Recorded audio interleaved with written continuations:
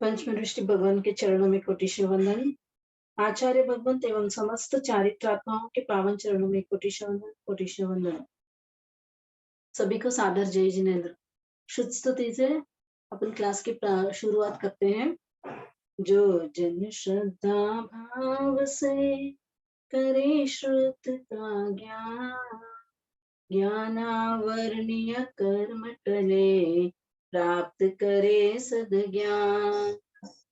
तेरा ज्ञान अनंत है, मुझे ज्ञान की प्यास, केवल ज्ञानी मैं बनूं, यही है अंतिम मास।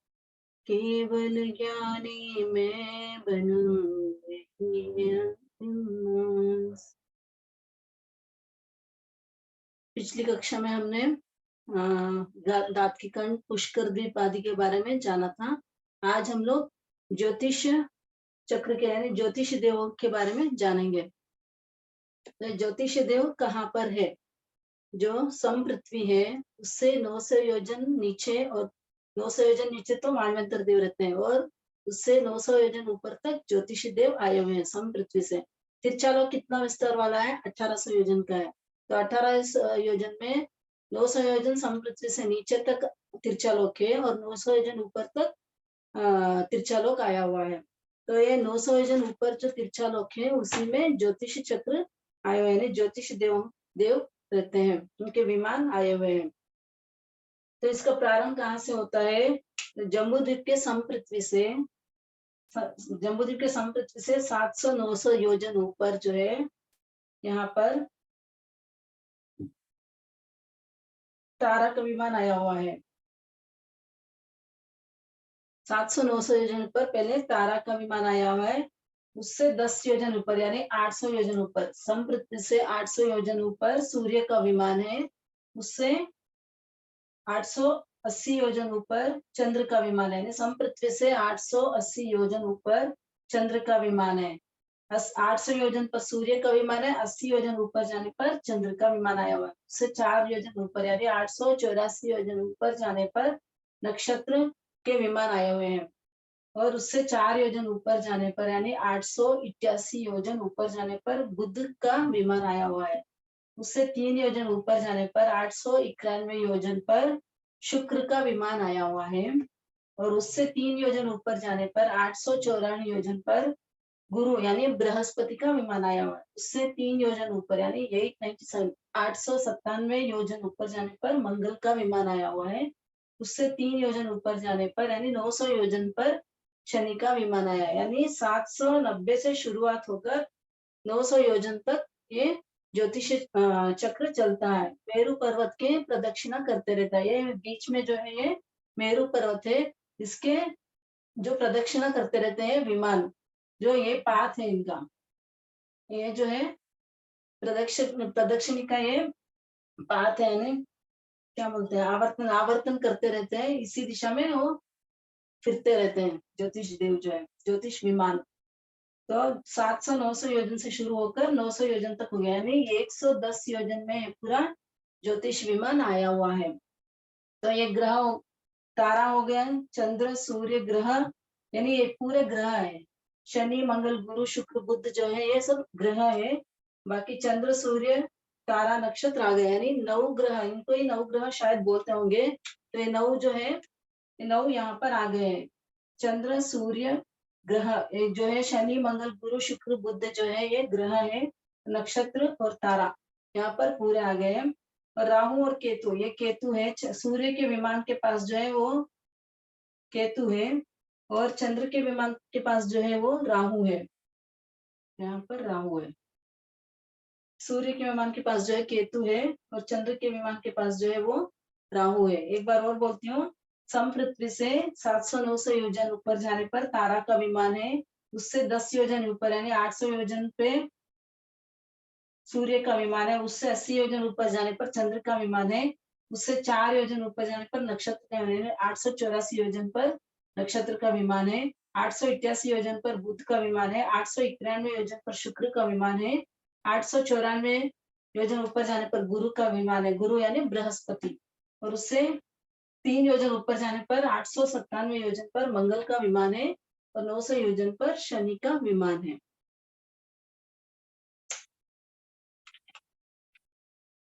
ये जो ज्योतिष मेरू पर्वत से इनकी दूरी जो है 1121 योजन है। ये जो विमानों की दूरी है मेरू पर्वत से 1021 योजन की दूरी पर है। मेरू पर्वत से इनकी दूरी 1121 योजन है और आलोक से जो इनकी दूरी है, आलोक से इनकी दूरी 1111 योजन की है। यानी आलोक यहाँ तक है तो ये 1111 योजन तक खत्म हो जाते हैं। ज्योतिष विमान यहीं तक परिभ्रमण करते हैं, उससे आगे नहीं होंगे। यानी 1111 योजन पहले ही उनके विमान के परिक्रमा खत्म हो जाती है, यहाँ तक वो परिभ्रमण करते हैं।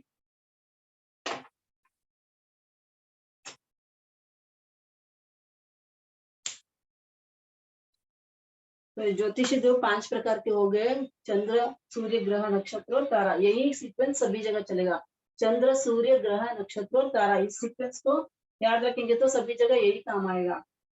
तो ये विमान एक जगह पर रहते हैं, परिभ्रमण करते रहते हैं। ये विमान एक जगह तो नहीं रहते हैं, परिभ्रमण करते रहते हैं। जो अड़ाई द्वीप के विमान है वो परिभ्रमण करते रहते हैं। जो अड़ाई द्वीप के बाहर के जो विमान है वो सब स्थिर रहते हैं, वो अचर है। जो चर ज्योतिषी है वही परिभ्रमण करते हैं, यानी अड़ाई द्वीप में ही ये परिभ्रमण करते हैं। बाकी अड़ाई द्वीप के बाहर जो है जो विमान है वो सब स्थिर रहते हैं, एक जगह पर स्थिर रहते हैं। तो इनमें इन ज्योतिषी देवताओं में इंद्र किस किस के होते हैं? सिर्फ चंद्र और सूर्य के ही इंद्र होते हैं, बाकी के ग्रह, नक्षत्र और तारा के इंद्र नहीं होते। सिर्फ चंद्र और सूर्य के इंद्र होते हैं।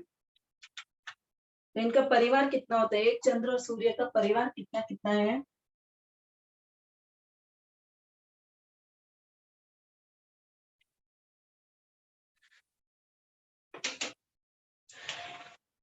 एक चंद्र और सूर्य के परिवार है 88 ग्रह,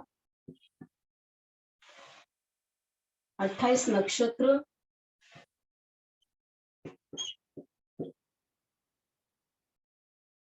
67,975 कोड़ा कोड़ी तारा।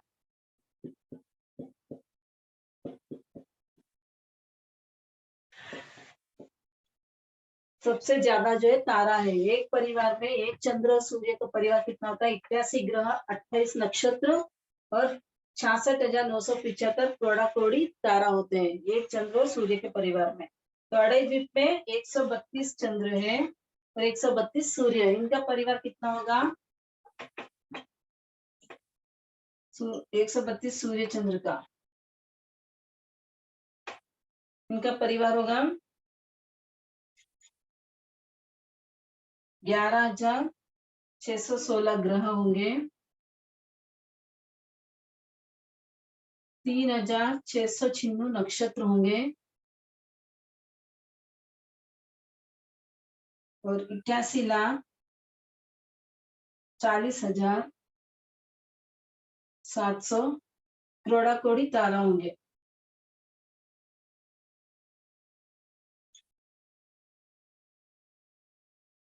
सिर्फ अड़ाई द्वीप के अंदर इतने हैं। तो 132 सूर्य और 132 चंद्र अड़ाई द्वीप पे है। उनका परिवार जो है 11,616 ग्रह है, 3,606 नक्षत्र है, 88,40,700 करोड़ा कोड़ी तारा है। तो इतना परिवार है ये यहाँ पर सिर्फ अड़ाई द्वीप में। और अड़ाई द्वीप के बाहर तो खूब सारे होंगे, बहुत सारे देव होंगे और विमान भी होंगे। तो असंख्यात हो सकते हैं अड़ाई द्वीप के बाहर। तो इनका आकार कैसे होगा? इनके विमानों का आकार कैसा है?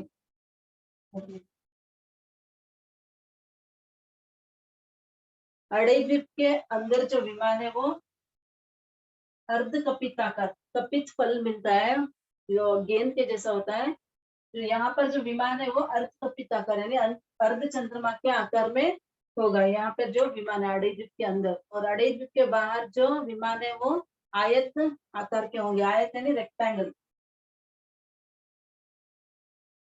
जैसे हो सकते हैं, ईंट के आकार के। इस प्रकार का आकार वहां पर होगा, ईंट के आकार के हो गया अड़ाई द्वीप के बाहर जो विमान है, और अड़ाई द्वीप के अंदर जो विमान है वो चंद्राकार कपित फल के आकार का होंगे।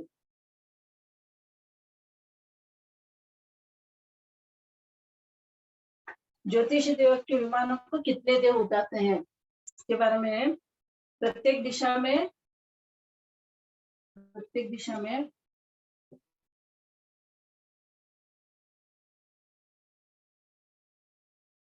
चंद्र, सूर्य, ग्रह, नक्षत्र और तारा। चंद्र के विमान जो एक दिशा में 4000 देव जाते हैं, और 4 दिशा में 4000 इंटू 4 करेंगे तो 16000 होंगे। और सूर्य के देव को भी 4000 देव उठाते हैं, तो चारों दिशाओं में 16000 देव के विमानों को उठाते हैं। ग्रह के 2000 देव एक दिशा में उठाते हैं, चारों दिशाओं में 8000 देव हो जाते हैं। नक्षत्र के 1000 देव उठाते हैं, तो चारों दिशाओं में 4000 देव विमानों को उठाते हैं। फिर तारा के 500 देव, एक दिशा में 500 देव उनके विमानों को उठाते हैं, चारों दिशा में 2000 देव होंगे। तो एक बार और बोलती हूँ, चंद्र और सूर्य इनके विमानों को देव उठाते हैं, तो एक दिशा में 4000 देव उठाते हैं, चारों दिशाओं में 16000 देव होंगे। सूर्य के भी 4000 और चारों दिशाओं के मिलाकर 16000 होंगे। ग्रह के 2000 देव उठाते हैं, चारों दिशा के मिलान 8000 होंगे। नक्षत्र के 1000 देव उठाते हैं, तो चारों दिशाओं के 4000 होंगे। तारा के 500 देव उठाते हैं, तो 2000 देव चारों दिशाओं के होंगे।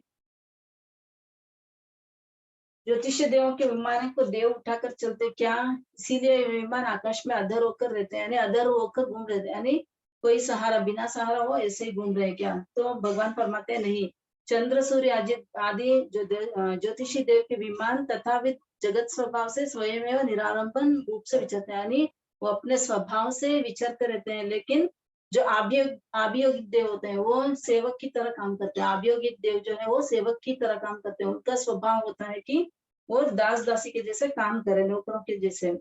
तो उनके तथाविध जैसे नाम कर्म के उदय से वो स्व समान जाति, यानी उनके समान की जाति वालों में या उनसे हीन जाति वालों में उनकी कीर्ति को प्रकट करने के लिए वो इन विमानों के नीचे वो विचरते रहते हैं, चलते रहते हैं। प्रकट करने के लिए अत्यंत प्रमोद रूप से चंद्रादि के विमान के नीचे सिंह आदि का रूप, यानी सिंह आदि का रूप बनाकर धारण करके विमानों को सतत वहन करते हैं।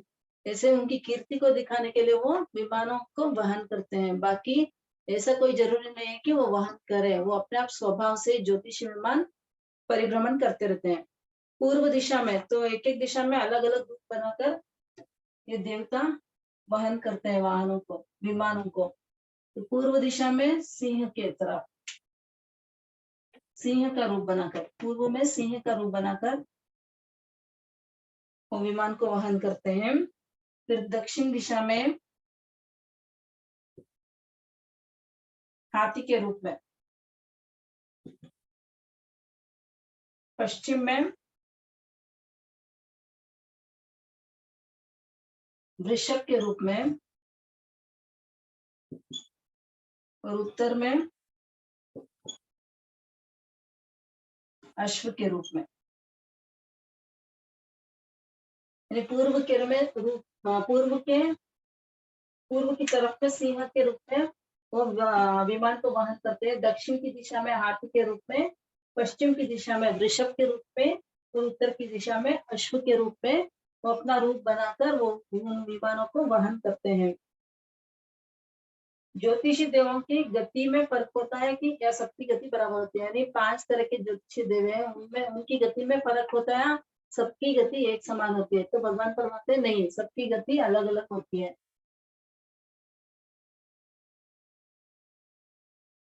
सबसे मंद गति जो है चंद्रमा की है, फिर उससे तेज, उससे शीघ्र गति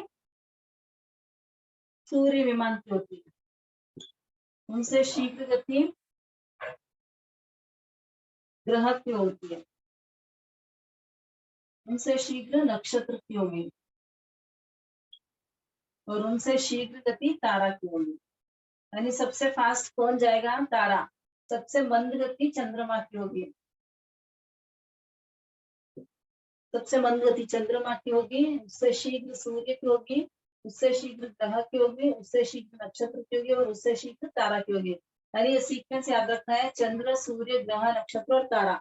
इस सीक्वेंस अगर याद रखेंगे तो इजीली याद हो जाएगा। तो पहले सबसे मंद गति किसकी होगी? चंद्रमा की, उससे शीघ्र सूर्य की, उससे शीघ्र ग्रह की, उससे शीघ्र गति नक्षत्र की होगी और उससे शीघ्र गति तारा की होगी।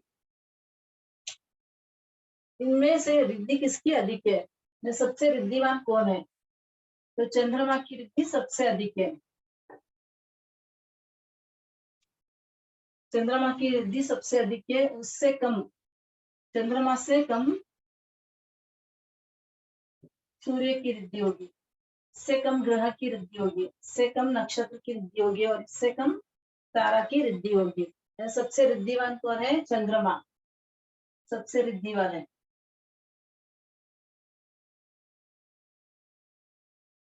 तो कंपैरिजन है यहाँ पर, कौन ज्यादा रिद्धिवान है और कौन सबसे कम रिद्धि वाला है। जो सबसे रिद्धि वाला चंद्रमा है, फिर सूर्य उससे कम है और उससे कम ग्रह है, उससे कम नक्षत्र है और उससे सबसे कम तारा की रिद्धि होती है। इनकी गति में भी फर्क होता है। तो इनकी गति में फर्क क्यों है? जो जितना ज्यादा रिद्धि संपन्न, वैभव, ऐश्वर्य संपन्न होता है, उसकी चाल उतनी श्रेष्ठ एवं मंदमंद होती है। और जो सामान्य कर्मचारी लोग होते हैं, वे शीघ्र शीघ्र इधर उधर दौड़ते रहते हैं। जो रिद्धिवान होता है, जो ऐश्वर्यवान होता है, यहाँ पर भी देख लो, जो ज्यादा पैसे वाला होता है उसकी गति अलग ही होती है, उसकी चाल अलग ही होती है। उसी प्रकार यहाँ चंद्रमा अधिक रिद्धि वाला है तो उसकी गति अलग होगी। और रिद्धि संपन्न है तो वैभव ऐश्वर्य संपन्न होता है तो उसकी गति मंद मंद होगी। ज्योतिषियों में चंद्रमा की रिद्धि सर्वाधिक है, तो जबकि तारा की रिद्धि सबसे कम है। इसलिए चंद्रमा की गति सबसे मंद है एवं तारा की गति सबसे शीघ्र है। जैसे यहाँ पर सामान्य कर्मचारी फास्ट फास्ट से दौड़ते रहते, जल्दी जल्दी काम करते रहते हैं। जो रिद्धि संपन्न है वो धीरे धीरे काम करते हैं। वैसे ही चंद्रमा की गति सबसे मंद होती है और तारा की गति सबसे शीघ्र होती है। ये हो गया ज्योतिषी देवों का अधिकार। इसमें कुछ डाउट्स है? किसी को कुछ पूछना है? ठीक है, आगे चलते हैं। वैमानिक देवों का अधिकार।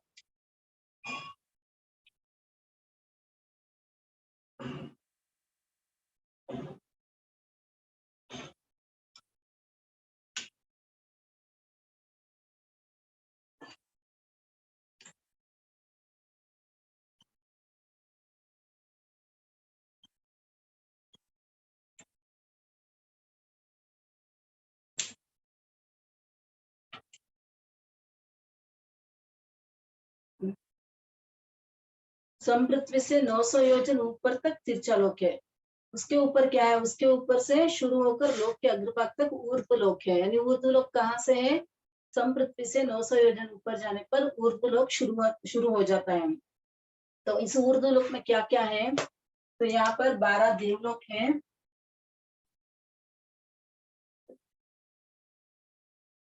3 किल्बिशी देव हैं,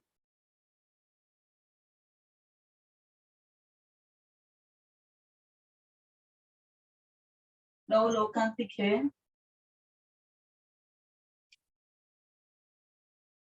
9 ग्रैवेक है, 5 अनुत्तर विमान है। यानी पूरे 38 वैमानिक के देव आ गए। पूरे वैमानिक देव है, पूरे 38 वैमानिक देव यहाँ पर रहते हैं ऊर्ध्वलोक पे। 12 देवलोक, 3 किल्बिशी, 9 लोकांतिक, 9 ग्रैवेक और 5 अनुत्तर विमान। टोटल 38 वैमानिक। ये 38 वैमानिक देव जो है वो ऊर्ध्वलोक पे रहते हैं। भवनपति वाणवेंतर तो नीचा लोक में रहते हैं, उत्पन्न होते हैं। वाणवेंतर देव तिरछा लोक में भी आ जाते हैं और ज्योतिष देव जो है तिरछा लोक में ही, यानी 900 योजन तक, तो समपृथ्वी से 900 योजन तक तिरछा लोक ही है, तो ज्योतिषी देव भी तिरछा लोक में ही रहते हैं। तो देवता देवलोक में कैसे उत्पन्न होते हैं, उस समय कैसा अनुभव करते हैं? देवलोक में देवताओं के उत्पन्न होने की उत्तम शैया होती है। जैसे यहाँ पर पलंग होते हैं वैसे ही वहां पर उत्तम शैया होती है। उन उत्तम शैयाओं के ऊपर एक बारीक वस्त्र ढका रहता है। यहाँ पर जैसे बेड के ऊपर बेडशीट बिछाते हैं, वैसे ही वहां पर भी बारीक वस्त्र ढका रहता है। जब कोई जीव उत्पन्न होता है तो वह शैया फूलती है। जैसे यहाँ पर रोटी फूलती है, वैसे ही वो शैया भी फूल जाती है। वह वस्त्र, वह बारीक वस्त्र जो है ऊपर उठ जाता है, वो तब पास में रहे हुए देव उसको बांध के घंटानाद करते हैं। जब वो फूल जाता है तब वहां पर जो पास में जो देव होते हैं वहां पर आकर घंटानाद करते हैं। उसकी अधीनता वाले सभी विमानों में घंटानाद हो जाता है। उसकी अधीनता में जो भी विमान है सब में भी घंटानाद हो जाता है और वे सभी शैया के पास इकट्ठे हो जाते हैं। वो सब देव आकर उस शैया के पास इकट्ठे हो जाते हैं और जयकारा के बल से विमान दूर उठता है। अंतर्मुख में 5 पर्याप्तियों से पर्याप्त होकर 32 वर्षीय युवा शरीर वाला देव दूष्य वस्त्र से शरीर को आच्छादित कर वह देव शैया पर बैठ जाता है। यानी अंतर्मुहूर्त में 5 पर्याप्तियों को पूर्ण करके, पर्याप्तियां तो 6 होती है, लेकिन भाषा और मन देवताओं के एक साथ में बनने से 5 पर्याप्तियां बोल रहे हैं यहाँ पर। तो 5 पर्याप्तियों को पूर्ण करके वो जो देव वहां पर उत्पन्न हुआ है वो देवदृश्य वस्तु से अपने शरीर को आच्छादित कर वहां पर बैठ जाता है। जैसे 32 वर्ष का युवा होता है यहाँ पर, वैसे वो देव बैठ जाता है उठकर। चारों तरफ चमक दमक रंग राग देव देवियों को देखकर क्षण भर के लिए आश्चर्यचकित हो जाता है। वो एकदम देखता है कि ये मैं कहाँ पर आ गया है। तो चारों तरफ जो राग रंग है देवियां उसको देखकर वो आश्चर्यचकित हो जाता है। वो सोचने लगता है कि मैं कहाँ पर आ गया है, ऐसे चिंतन करता है। तब वे देव देवियां बताते हुए कहते हैं आप कहाँ से पधारे। यानी वो देव देवी जो पास में होते हैं उनको बताते हैं और वो कहते हैं कि आप देवलोक में आ गए हो। तो पूछते हैं कि आप कहाँ से पधारे हैं, आपने क्या ऐसा पुण्य कार्य किया जो आप यहाँ कर उत्पन्न हुए हैं। तब वह अवधि ज्ञान से वो देखता है कि मैं पूर्व में कहाँ था, मेरे मित्र कौन थे, मेरे स्वजन कौन थे, वैसे देखने लग जाता है और वो सोचता है कि मैं वहां जाऊं। तब तक वो देवता वहां पर जो पास में जो देवता होते हैं वो बोलते हैं कि आप अभी मत जाओ, एक नाटक होने के बाद आप चले जाना। तो उनको वह चित्र वाले कुंड में उनको नहलाते हैं, वस्त्राभूषणों से सुसज्जित करते हैं और उनको नाटक दिखाते हैं। जब तक वो नाटक खत्म होता है तब तक असंख्यात समय बीत जाता है। तो वहां पर जो है बहुत सारी पीढ़ियां निकल जाती है, उनके परिवार की बहुत सारी पीढ़ियां निकल जाती है। फिर उनका परिवार का नामो निशान नहीं रहता, तो वो वहीं पर राग रंग में अनुरक्त होकर वहां पर लीन हो जाते हैं। जैसे देवलोक में देवता उत्पन्न होते हैं। इन्हें वैमानिक देव क्यों कहा जाता है? विमान में रहने का कारण इन देवों को वैमानिक देव कहते हैं। ये जो देवलोक के देव हैं वो सब विमान में रहते हैं, इसलिए इनको वैमानिक देव कहते हैं।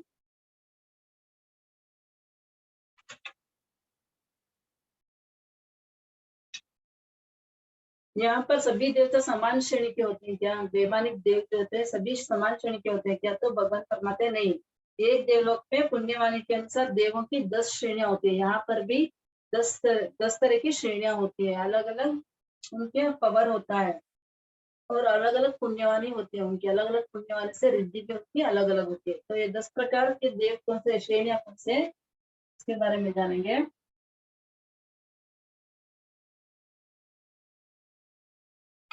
पहले जो है इंद्र।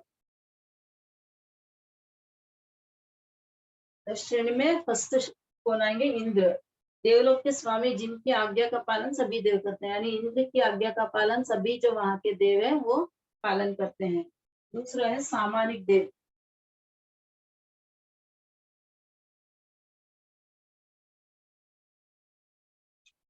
रिद्धि वैभव कांति में तो इंद्र के समान होते हैं, पर इंद्र नहीं होते हैं।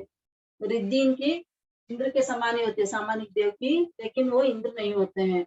वे इंद्र के सलाहकार जैसे होते हैं, वे इंद्र के सलाहकार होते हैं।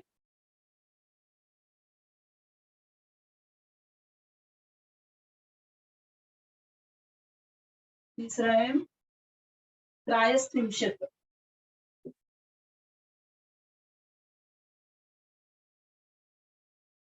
त्रायस्त्रिंशत् देव जो है 33 की संख्या, इनकी संख्या 33 होती है, इसलिए इनको त्रायस्त्रिंशत् कहते हैं।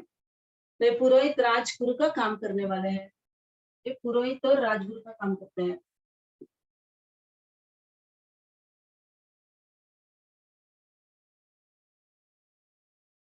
चौथे नंबर पे है पार्षद्य।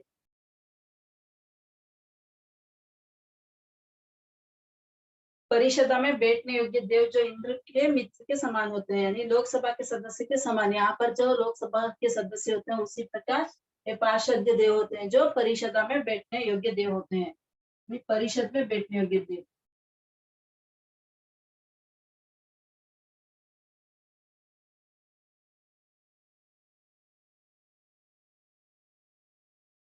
फिर पांचवें नंबर पे है आत्मरक्षक देव।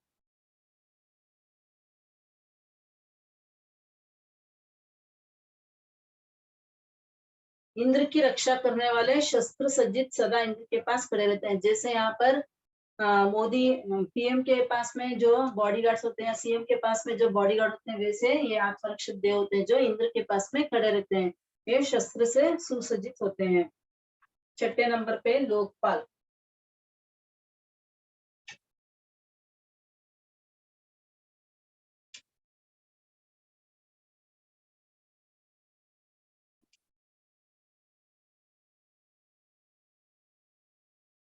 निश्चित विभाग का रक्षण करने वाले, चोरी जारी करने वाले को दंड देने वाले। यानी यहाँ पर जैसे अलग अलग डिपार्टमेंट्स होते हैं, एजुकेशन डिपार्टमेंट, हेल्थ डिपार्टमेंट होते हैं, वैसे वहां पर भी अलग अलग विभाग होते हैं।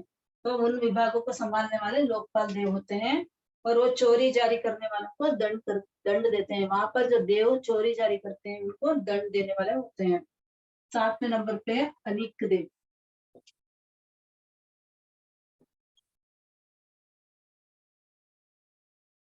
सैन्य दल के समान, यानी यहाँ पर जैसे आर्मी होते हैं वहां पर सैन्य दल के समान ये होते हैं जो विविध रूप बनाकर सैन्य का काम करते हैं। अलग अलग रूप बनाकर वो सैन्य का काम करने वाले। 8वें नंबर पे है प्रकीर्णक।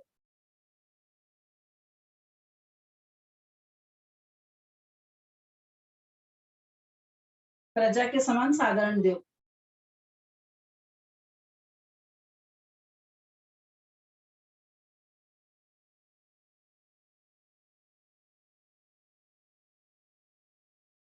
जैसे यहाँ पर ऑर्डिनरी सिटीजन है, वैसे यहाँ पर प्रकीर्णक देव होते हैं जो प्रजा के समान होते हैं। 9वें है आभियोगिक देव।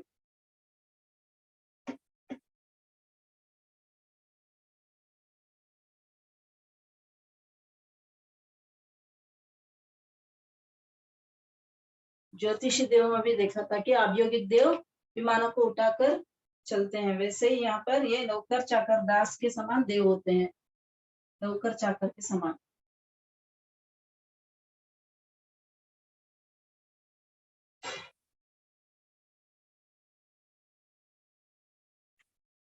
और 10वें है किल्विशी देव।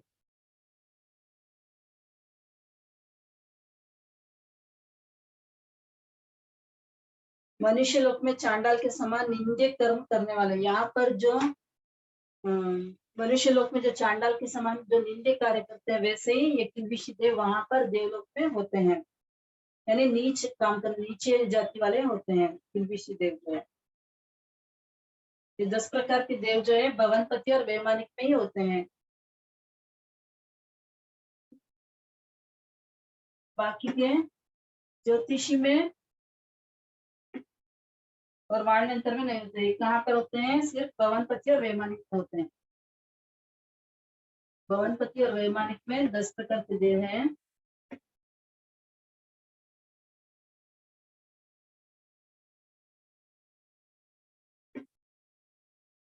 और जो वाणयंत्र ज्योतिषी में 8 प्रकार के होंगे।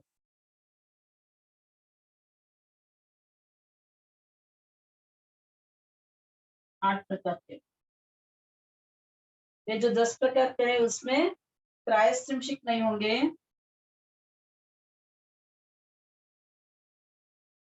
त्रायस्त्रिमशिक नहीं होंगे और लोकपाल नहीं होंगे।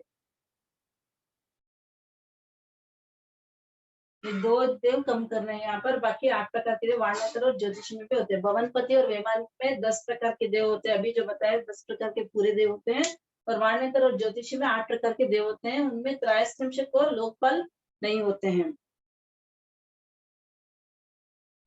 आगे का नेक्स्ट क्लास में देखेंगे। अभी लघु दंडक के बारे में जानेंगे।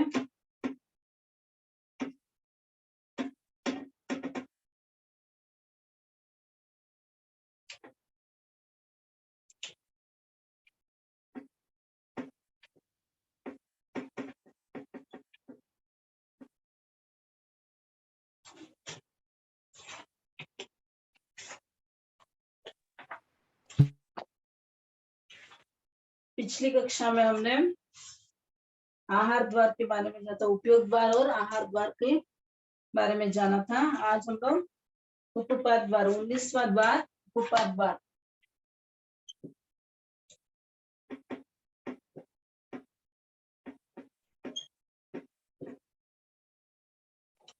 उपपात किसे कहते हैं? यानी पूर्व से आकर जीव का उत्पन्न होना उपपात है। जीव का उत्पन्न होना उपपात है।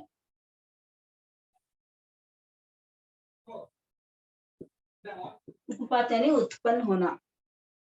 तो प्रश्न है कि एक समय में कितने जीव उत्पन्न होते हैं?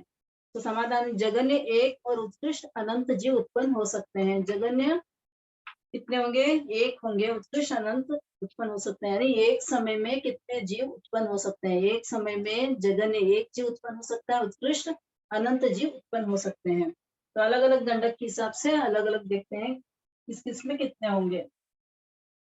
तो नारकी और भवनपति में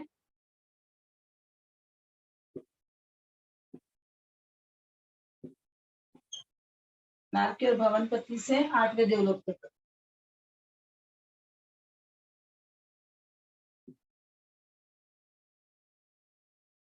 जगन्य एक होंगे और उत्कृष्ट असंख्यात होंगे।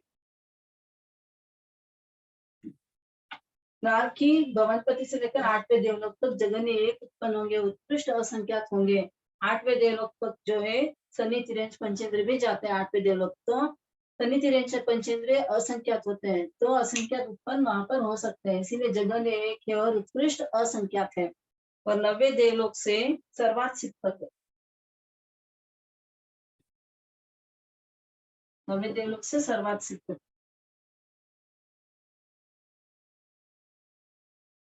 यहाँ पर सिर्फ मनुष्य जाने वाले हैं। तो जगन्य एक होंगे, उत्कृष्ट संख्यात उत्पन्न होंगे। तो इसको याद रखेंगे कि 90वें देवलोक पे कौन कौन जाता है, तो आपको इजीली आ जाएगा। तो मनुष्य संख्यात है यहाँ पर, तो वहां पर उत्पन्न होने वाले भी संख्यात होंगे। जगन्य एक उत्पन्न होंगे और उत्कृष्ट संख्यात उत्पन्न होंगे। 4 स्थावर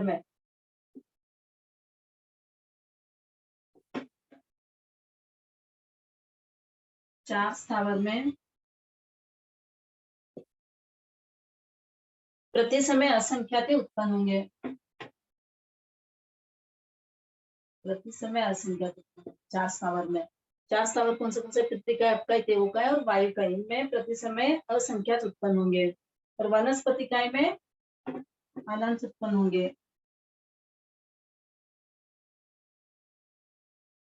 वनस्पति काय में अनंत जीव है, इसलिए वहां पर प्रति समय अनंत उत्पन्न होंगे।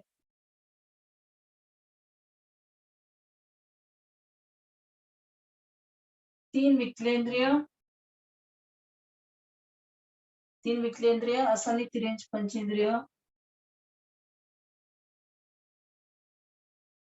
सन्नी तिर्यंश पंचेंद्रिय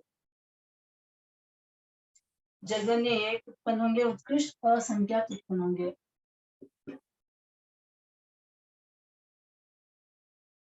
फिर असनि मनुष्य में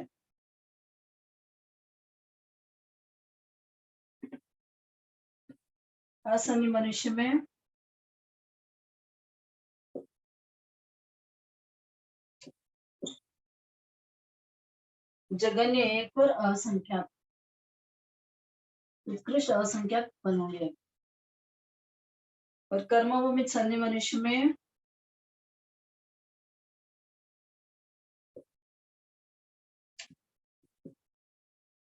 और युग्लिक में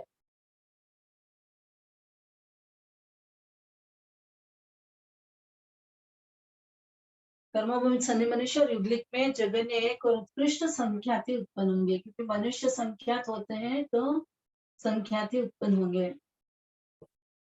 और सिद्ध भगवान एक समय में कितने सिद्ध होते हैं? सिद्ध भगवान एक समय में 108 तक सिद्ध हो सकते हैं। एक समय में जगन्य एक उत्कृष्ट 108 तक सिद्ध हो सकते हैं। तो उत्कृष्ट एक समय में अगर सिद्ध होते हैं तो कितने होंगे? 108 ही सिद्ध होंगे, उससे ज्यादा नहीं होते। एक समय में सिद्ध कितने होंगे? 108 ही सिद्ध होते हैं, उससे ज्यादा नहीं। आगे आएगा स्थिति द्वार। 20वां द्वार है स्थिति द्वार।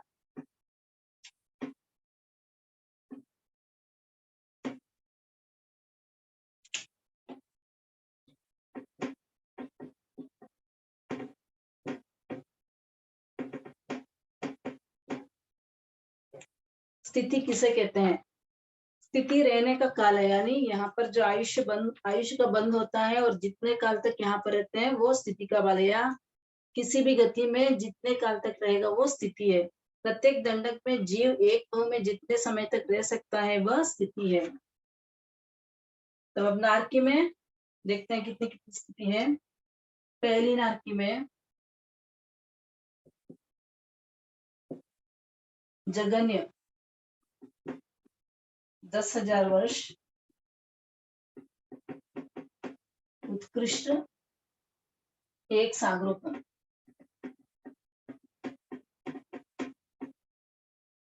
यानी नारकी में अगर कोई जीव जाकर उत्पन्न होता है तो वहां पर जगन्य स्थिति कितनी होगी? 10,000 वर्ष की होगी और उत्कृष्ट एक सागरोपम होगी। यानी पहली नारकी की स्थिति उत्कृष्ट जो है एक सागरोपम होगी, और कम से कम स्थिति नारकी में अगर जा रहा है जीव तो 10,000 वर्ष तो मिनिमम है ही से। तो दूसरी नारकी की जगन्य एक सागरोपम, उत्कृष्ट 3 सागरोपम। तीसरी नारकी की जगन्य 3 सागरोपम, उत्कृष्ट 7 सागरोपम। और चौथी नारकी की जगन्य 7 सागरोपम, उत्कृष्ट 10 सागरोपम। और पांचवी नारकी की जगन्य 10 सागरोपम, उत्कृष्ट 17 सागरोपम। छठी नारकी की जगन्य 17 सागरोपम, उत्कृष्ट 22 सागरोपम। सातवीं नारकी की जगन्य 22 सागरोपम, उत्कृष्ट 33 सागरोपम। तो यहाँ पर जो उत्कृष्ट स्थिति है वो दूसरी नारकी की जगन्य स्थिति हो जाएगी। पहली नारकी की जो उत्कृष्ट स्थिति है एक सागरोपम की, और दूसरी नारकी की जगन्य स्थिति होगी, और उत्कृष्ट स्थिति 3 सागरोपम की होगी। फिर तीसरी नारकी की जो है, दूसरी नारकी की जो उत्कृष्ट स्थिति है वो तीसरी नारकी की जगन्य स्थिति होगी, यानी 3 सागरोपम होगी, और उत्कृष्ट 7 सागरोपम होगी। फिर चौथी नारकी की 7 सागरोपम और 10 सागरोपम। पांचवी नारकी की 10 सागरोपम और उत्कृष्ट 17 सागरोपम। यानी ऊपर जो उत्कृष्ट स्थिति है वो स्थिति जगन्य हो जाएगी नेक्स्ट नारकी में। छठी नारकी में 17 सागरोपम, उत्कृष्ट 22 सागरोपम। सातवीं नारकी में 22 सागरोपम, उत्कृष्ट स्थिति 33 सागरोपम। यानी 33 सागरोपम की स्थिति वाला सातवीं नारकी में उत्पन्न हो सकता है। यानी 33 सागरोपम बहुत लंबा काल है, तो इतनी स्थिति नारकी में होती है। आगे भवनपति देव में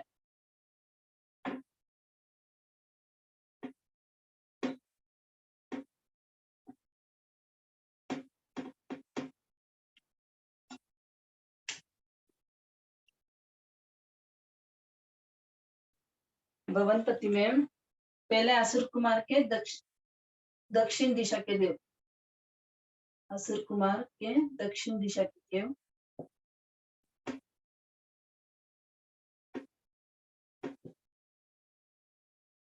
जगन्य है 10,000 वर्ष और उत्कृष्ट है एक सागरोपम। पहली नारकी की स्थिति भी ऐसी थी, जगन्य 10,000 वर्ष, उत्कृष्ट एक सागरोपम थी। यहाँ पर भवनपति के असुर कुमार के दक्षिण दिशा के जो देव है जगन्य 10,000 वर्ष की स्थिति होगी, उत्कृष्ट एक सागरोपम की स्थिति होगी।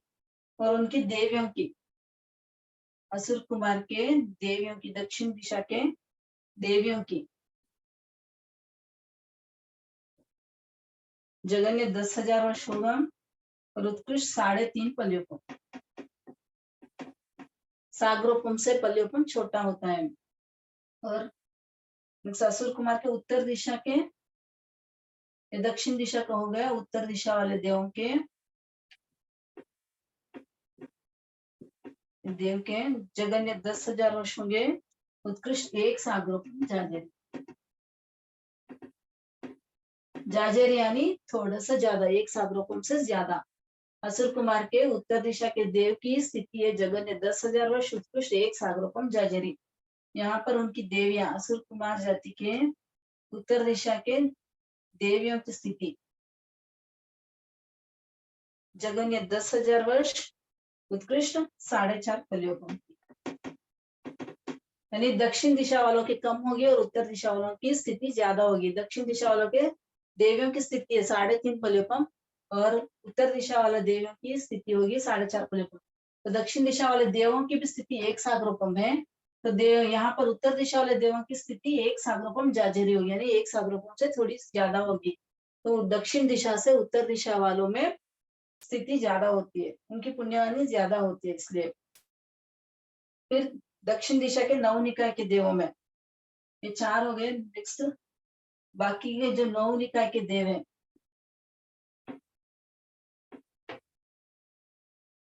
दक्षिण दिशा के नव निकाय के देव, नव निकाय यानी असुर कुमार आदि 10 प्रकार के देव हैं, तो भवनपति के हो गए। बाकी के 9 प्रकार के जो देव है उनकी स्थिति है जगन्य 10,000 वर्ष, उत्कृष्ट 1.5 पल्योपम की।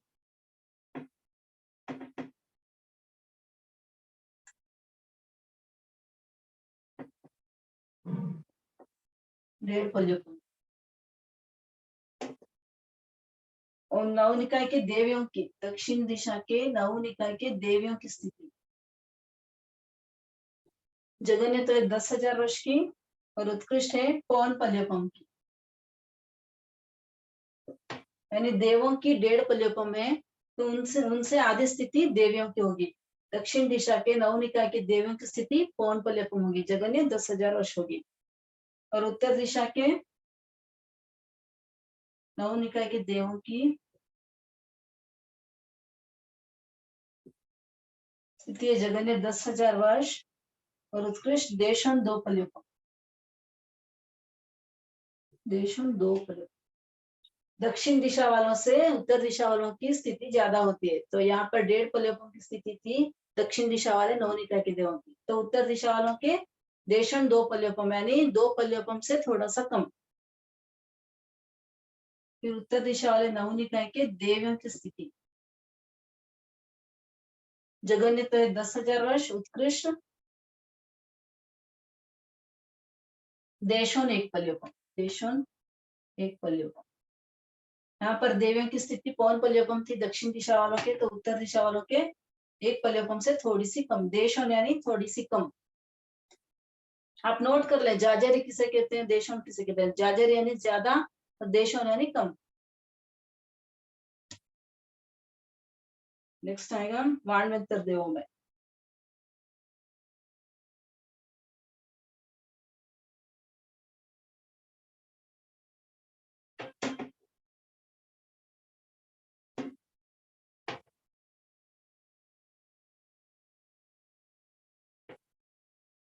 वाणवंतर देवों की जगन स्थिति है 10,000 वर्ष की और उत्कृष्ट 1 पल्योपम की।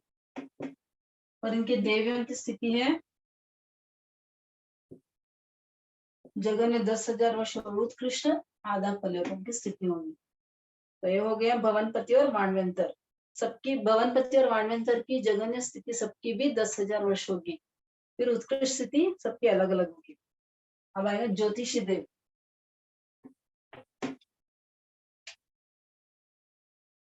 ज्योतिष में चंद्र, सूर्य, ग्रह, नक्षत्र और तारा, यही ऑर्डर चलेगा यहाँ पर भी।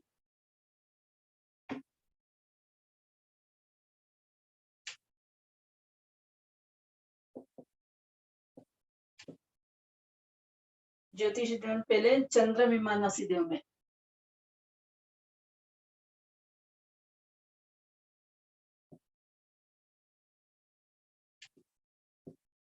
जगन्य स्थिति और उत्कृष्ट स्थिति। जगन्य जो है पाव पल्योपम, उत्कृष्ट है 1 पल्योपम 1 लाख वर्ष, 1 पल्योपम 1 लाख वर्ष।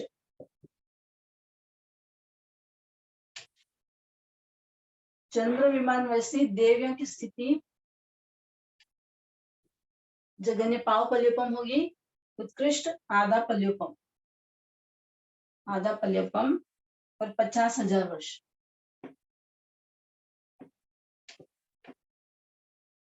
यानी आधी होगी, देव से देवियों की स्थिति आधी होगी। जगन्य स्थिति तो पाव पल्योपम है और उत्कृष्ट स्थिति जो है इनसे आधी हो जाएगी। 1 पल्योपम 1 लाख वर्ष है, तो देवों की स्थिति 1 पल्योपम 1 लाख वर्ष है, तो देवियों की स्थिति आधा पल्योपम 50,000 वर्ष, यानी आधी हो गई। फिर सूर्य विमानवासी में, सूर्य विमानवासी देवों में जघन्य स्थिति पाव पल्योपम की है, उत्कृष्ट स्थिति एक पल्योपम 1000 वर्ष।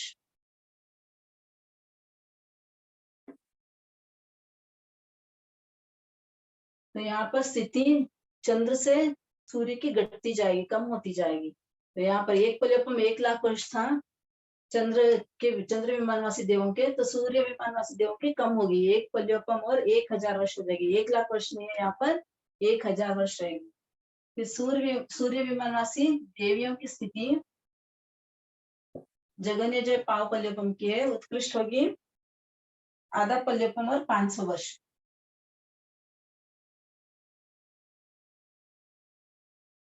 यानी देवों से आदि देवियों की स्थिति होगी। नेक्स्ट है ग्रह विमानवासी देवों की,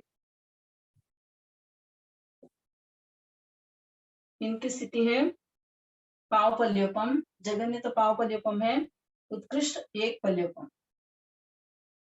और ग्रह विमानवासी देवियों की स्थिति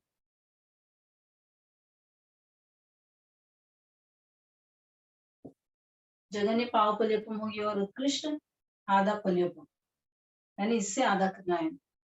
फिर नक्षत्र,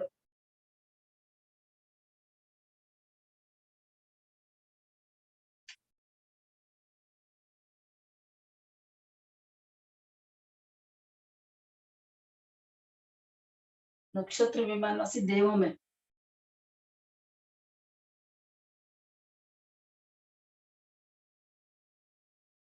जगन्य पाव पल्योपम की होगी, उत्कृष्ट आधा पल्योपम। और नक्षत्र विमानवासी देवियों की स्थिति होगी जगन्य पाव पल्योपम, उत्कृष्ट पाव पल्योपम जाजेरी।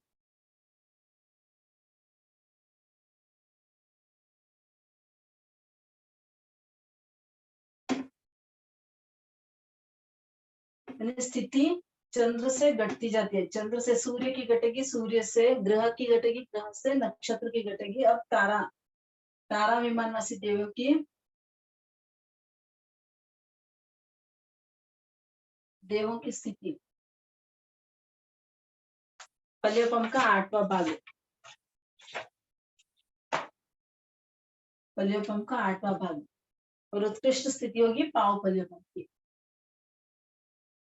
तारा विमानवासी देवियों की स्थिति होगी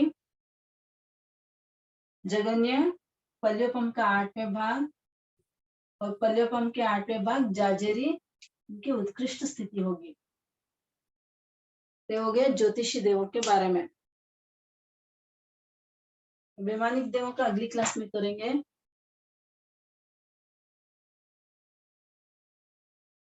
जिनाज्ञा विरुद्ध कुछ भी कहने में आया तो तस्मै क्षाम दुक्कम। किसी को कुछ डाउट्स है?